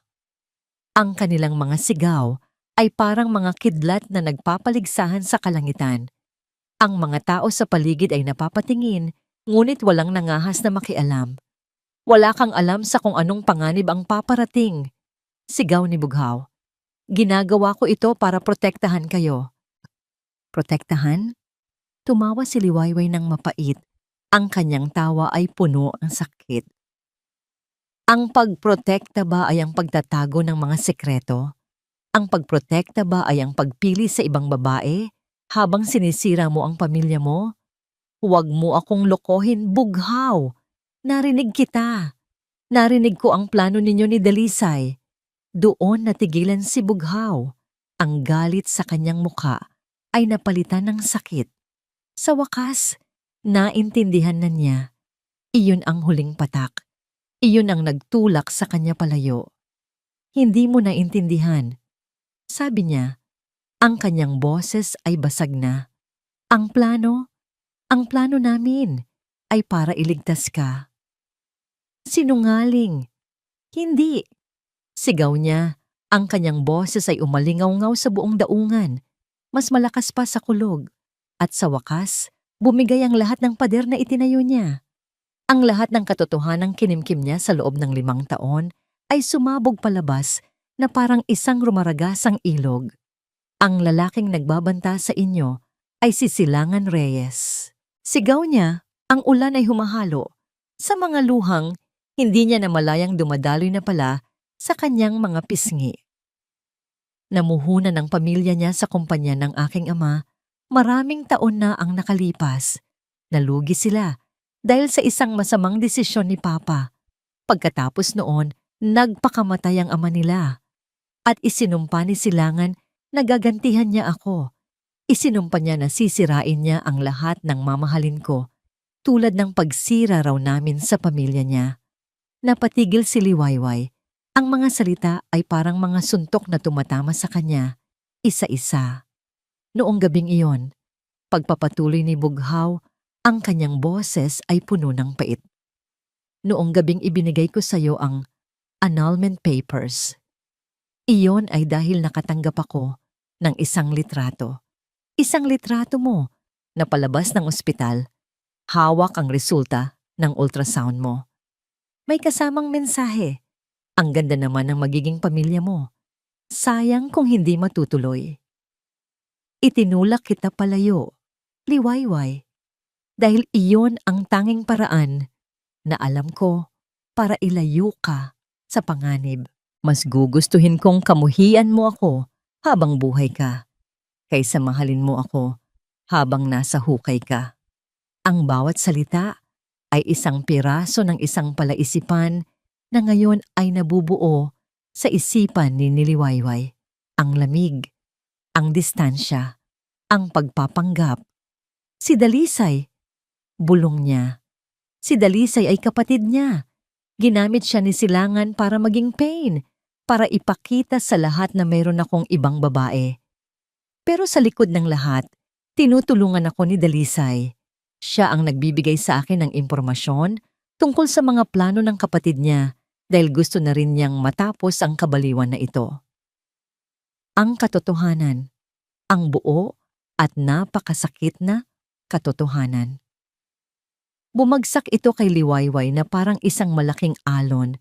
Nilulunod siya sa pagsisisi at pagkaunawa. Ang lahat ng kanyang galit, lahat ng kanyang pagkamuhi, ay biglang na naglaho. Ang natira na lang ay ang imahe ng isang lalaking piniling maging kontrabida para iligtas siya. Bakit? Bakit hindi mo sinabi? Umiiyak niyang tanong. Dahil alam kong hindi ka aalis kung alam mo ang totoo. Sagot ni Bughaw, ang kanyang desperasyon ay abot langit. Mananatili ka sa tabi ko at iyon mismo ang gusto ni Silangan. Liwayway, kailangan mong maniwala sa akin. Para patunayan ang kanyang mga salita, dinukot niya ang kanyang pitaka. Mula sa isang lihim na kompartimento, kinuha niya ang isang papel na tupi-tupi na at halatang lumana, ang annulment paper. Inilahad niya ito sa harap niya. Basang-basa na ito ng ulan, ngunit malinaw pa rin ang nakasulat. Tiningnan ni Liwayway ang pinakahuling pahina. Doon sa linya kung saan dapat nakapirma ang pangalan niya. Blanco. Sa loob ng 5 taon, walang pirma. Hindi kita kailanman isinuko, Liwayway. Sabi ni Bughaw, ang kanyang boses ay isa ng pakiusap. Kahit kailan. Nakatitig lang si Liwayway sa blangkong linya sa papel. Ang isip niya ay nahihirapang iproseso ang lahat. Ang bawat salita ni Bughaw ay umulit sa kanyang utak. Binubura ang 5 taon ng galit at sakit. At iniiwan sa lugar nito ang isang napakalaking guwang ng pagsisisi. Siya pala ang mali. Sa lahat ng panahong ito, siya pala ang hindi nakaintindi. Bago pa man siya makapagsalita, isang itim na van ang mabilis na huminto sa likuran nila. Bumukas ang pinto at isang babae ang nagmamadaling bumaba. Hawak ang isang payong. Si Dalisay Reyes. Automatikong napaatras si Liwayway. Ang instingto ng pagkamuhi ay bumalik. Ngunit ang Dalisay na nasa harapan niya ngayon ay iba. Wala ang ngita niyo, wala ang ngiti, wala ang kislap sa mga mata. Ang mukha nito ay puno ng pag-aalala at pagsisisi. Liwayway, sabi ni Dalisay. Ang kanyang boses ay nanginginig. Patawarin mo ako. Tumingin si Liwayway mula kay Dalisay, patungo kay Bughaw, naguguluhan. Totoo ang lahat ng sinabi niya. Pagpapatuloy ni Dalisay, ang kanyang mga mata ay nagsusumamo. Ginamit ako ng kapatid ko. Ginamit niya ang galit ko sa mga Montenegro para gawin akong kasangkapan sa kanyang paghihiganti. Pero hindi ko akalain na aabot siya sa puntong mandadamay ng isang inosenteng bata. Patawarin mo ako, Liwayway, sa lahat ng sakit na idinulot ko sa'yo. Ang pagsusumamo sa boses ni Dalisay ay hindi maikakaila. Ito ang huling piraso na nagpatunay sa lahat. Ang babaeng kinamuhian niya ng buong puso ay isa rin palang biktima. Bakit ka nandito? Tanong ni Bughaw. Ang kanyang boses ay alisto. Tumawag ako sa'yo pero hindi mo sinasagot, sabi ni Dalisay. Ang kanyang boses ay puno ng pag-aalala. Nalaman ni Kuya Silangan na umalis si Liwayway sa penthouse. Papunta na siya dito. Kasabay ng kanyang sinabi, 2 itim na sasakyan ang humarurot at humarang sa kanilang daan. Bumaba mula sa unang sasakyan ang ilang mga lalaking nakaitim. At mula sa pangalawang sasakyan, isang lalaking nakasuot ng mamahaling Amerikana ang dahan-dahang lumabas. May isang mapanuyang ngiti sa kanyang mga labi. Si Silangan Reyes. Well, anong ganda namang family reunion ito? Sabi ni Silangan. Ang kanyang boses ay kalmado ngunit puno ng lason. Ibinuka niya ang kanyang mga braso na para bang niyayakap ang eksena. At kasama pa ang taksil kong kapatid. Kumpleto ang lahat. Agad na inilagay ni Bughaw si Liwayway at Sinag sa likuran niya. Nagsisilbing panangga. Tapusin na natin ito, Silangan. Huwag mo na silang idamay. Huwag idamay? Tumawa si Silangan. Bughaw, hindi mo pa rin ba naiintindihan? Sila ang punto ng lahat ng ito. Ano ang mas masakit na ganti kaysa sa kunin mula sa'yo? Ang mismong mga bagay na pilit mong itinatago at pinoprotektahan. Lumapit si Silangan. Ang kanyang mga mata ay nakapako kay Liwayway at sa batang hawak niya. 5 taon mo silang itinago, Bughaw. At sa loob ng 5 taon na yon, akala ko ay wala kang pakialam. Pero nang bumalik sila, doon ko nakita ang kahinaan mo, ang Achilles heel mo. Hayop ka. Sigaw ni Bughaw, handa nang sumugod, ngunit pinigilan siya ng kanyang mga tauhan na ngayon ay nakapalibot na rin sa kanila. Ako ba ang hayop? Tanong ni Silangan, itinuturo ang sarili. O ang ama mo, na itinulak ang ama ko sa pagpapakamatay dahil sa kasakiman niya?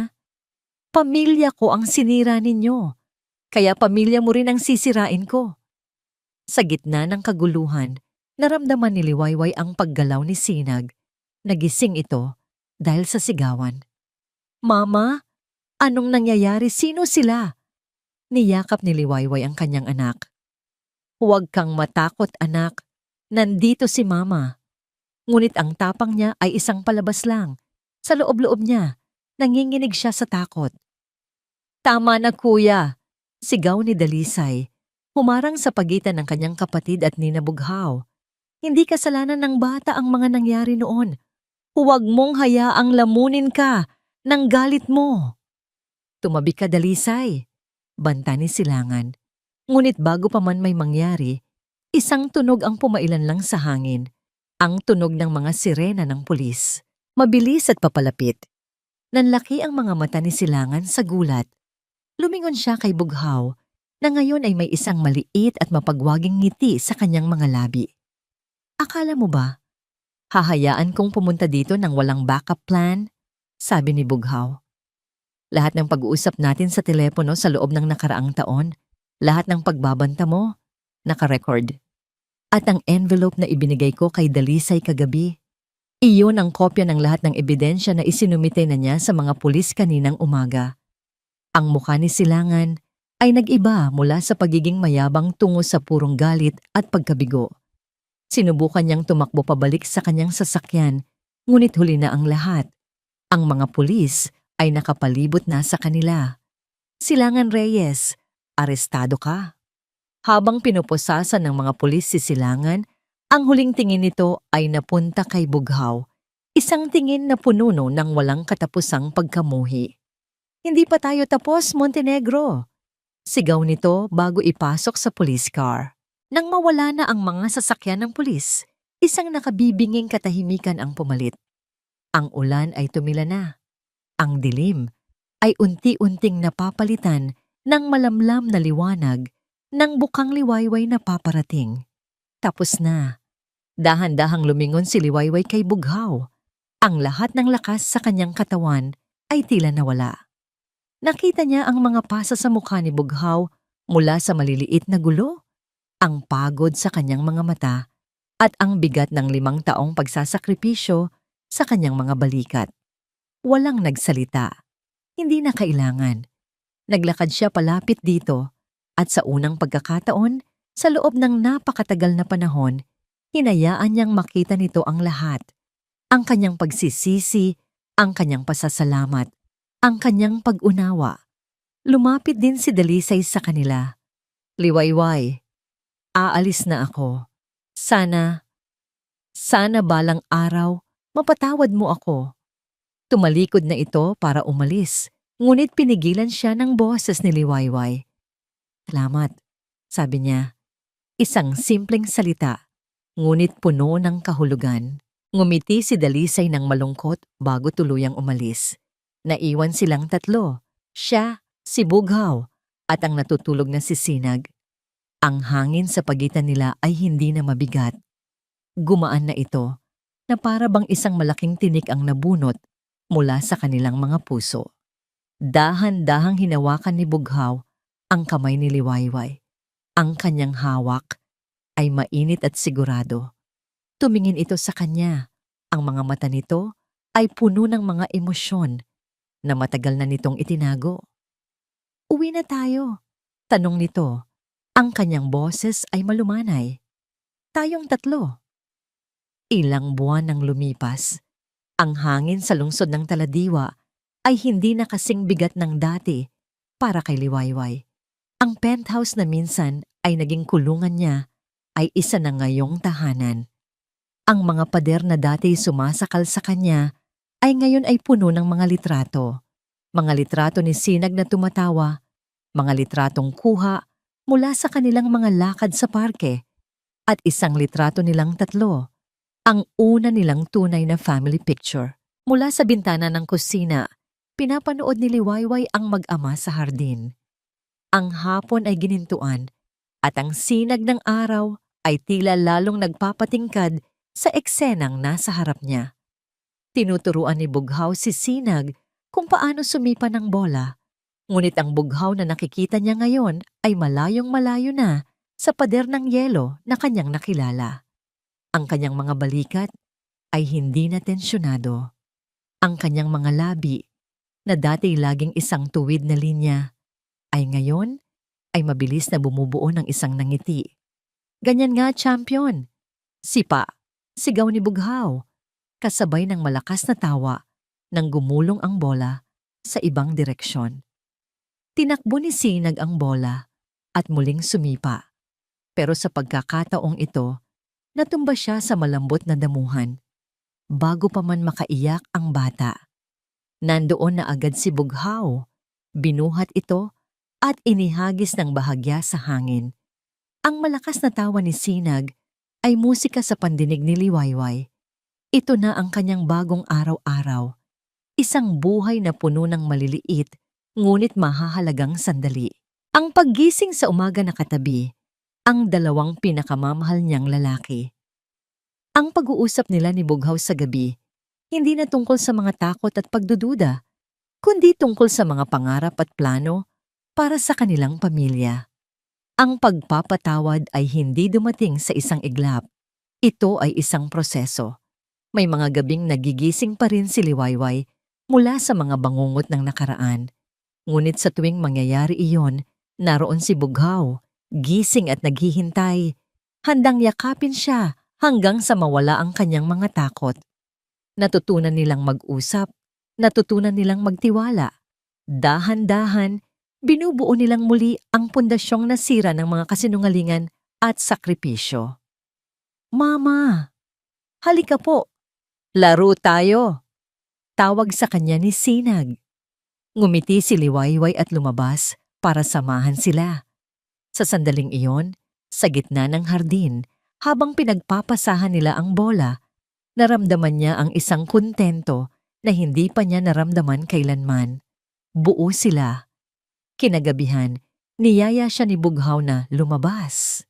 Tayong dalawa lang, sabi nito na may isang makahulugang ngiti. Dinala siya nito sa isang maliit at tahimik na kapihan sa isang sulok ng syudad. Ang pangalan sa karatula, Kapihan Halikana. Ang lugar ay mainit at kaaya-aya. May amoy ng kape at bagong lutong tinapay. Habang nakaupo sila sa isang mesa sa tabi ng bintana, hinawakan ni Bughaw ang kanyang mga kamay. Sa pagkakataong ito, wala nang pag-aalinlangan sa mga mata nito.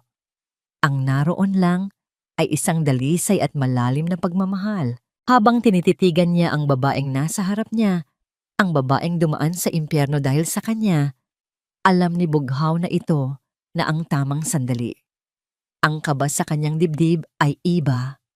Hindi ito ang kaba ng takot, kundi ang kaba ng isang taong handing isugal ang lahat para sa pag-ibig. Liwayway, panimula niya, ang kanyang boses ay mas malambing kaysa karaniwan. Nagsimula tayo sa isang pagkakamali. Itinuloy natin sa isang kasunduan. At sa loob ng napakatagal na panahon, ang pagsasama natin ay binalot ng mga pader at kasinungalingan. Nakikita niya ang bahagyang sakit sa mga mata nito sa pag-alala, ngunit hinigpitan niya ang hawak sa kamay nito. Patawarin mo ako sa lahat ng sakit na idinulot ko sa'yo. Patawarin mo ako dahil pinili kong maging duwag at itago ang katotohanan. Pero ngayon, dito sa harap mo gusto kong magsimula ulit. Isang simula na walang halong takot, walang halong pagpapanggap. Dahan-dahan siyang tumayo mula sa kanyang upuan, lumuhod sa isang tuhod sa harap niya, at mula sa kanyang bulsa, inilabas niya ang isang maliit na kahon. Binuksan niya ito. Sa loob, isang simpleng singsing na may isang maliit na diamante ang kumikinang. Isang simbolo hindi ng kayamanan, kundi ng isang purong intensyon. Liwayway Salcedo. Sabi niya, tinititigan ito ng diretso sa mga mata. Mahal na mahal kita, higit pa sa buhay ko. Will you marry me again? This time for real. Walang pilitan, walang takot. Pag-ibig lang. Ang mga luha ay kusa ng dumaloy sa mga mata ni Liwayway. Ngunit hindi ito mga luha ng kalungkutan. Ito ay mga luha ng purong kaligayahan. Ang lalaking minsan ay naging dahilan ng kanyang pinakamatinding sakit ay ngayon ay nakaluhod sa kanyang harapan. Iniaalay ang isang pag-ibig na buo at totoo. Tumango siya, hindi makapagsalita sa sobrang emosyon. Oo, bughaw. Bulong niya nang sa wakas ay makahanap siya ng boses. Oo, isinuot ni Bughaw ang singsing sa kanyang daliri. Perpekto. Tumayo ito at niyakap siya ng mahigpit at sa yakap na yon, naramdaman ni Liwayway na sa wakas, nakawi na siya. Nang maghiwalay sila, pinunasan niya ang kanyang mga luha na may kasamang ngiti. Teka, sabi niya, may isa pa pala akong sorpresa. Hinawakan niya ang kamay ni Bughaw, ang kamay na may suot na ngayon ng kanyang singsing at dahan-dahan niya itong inilagay sa kanyang tiyan. Napakunot ang noo ni Bughaw, nagtataka. Tumingin ito sa kanya, naghihintay. Ngumiti si Liwayway, isang ngiting abot langit. Mukhang magkakaroon na ng kapatid si Sinag. Ang pagbabago sa mukha ni Bughaw ay isang bagay na hindi malilimutan ni Liwayway. Pagkabigla, pagkalito. At pagkatapos, isang liwanag ng purong kaligayahan ang bumalatay sa buong mukha nito. Mas maningning pa kaysa sa lahat ng bituin sa kalangitan. Binuhat siya nito at inikot-ikot. Ang kanilang mga tawa ay pumuno sa buong kapihan. Sa pag-uwi nila, dinala nila si Sinag sa balkonahe ng kanilang tahanan. Ang dilim ay nagbibigay daan na sa unang sinag ng umaga. Magkakasama silang tatlo, magkayakap, pinapanood ang pagsikat ng araw. Ito na ang bagong simula natin. Bulong ni Bughaw, hinahalikan ng tuktok ng ulo ni Liwayway ang ating bukang Liwayway. At habang pinagmamasdan ni Liwayway ang kulay kahel at rosas na kalangitan, alam niyang totoo iyon. Pagkatapos ng pinakamahabang gabi ng kanilang buhay, sa wakas, dumating na ang kanilang pinakahihintay na liwayag. At dito po nagtatapos ang makulay na kwento ng pag-ibig at pagsasakripisyo ni Liwayway at Bughaw. Mula po sa kaibuturan ng aking puso, nais kong magpasalamat sa bawat isa sa inyo. Salamat sa pagsama ninyo sa akin sa bawat kabanata, sa pagdanas ng bawat pighati at sa pagdiwang sa bawat tagumpay ng ating mga bida. Habang isinusulat ko ang kanilang paglalakbay, hindi ko maiwasang madala sa kanilang mga damdamin.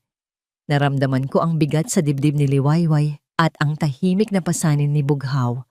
Ang kanilang istorya ay isang paalala sa ating lahat na ang tunay na pagmamahal ay hindi palaging madali.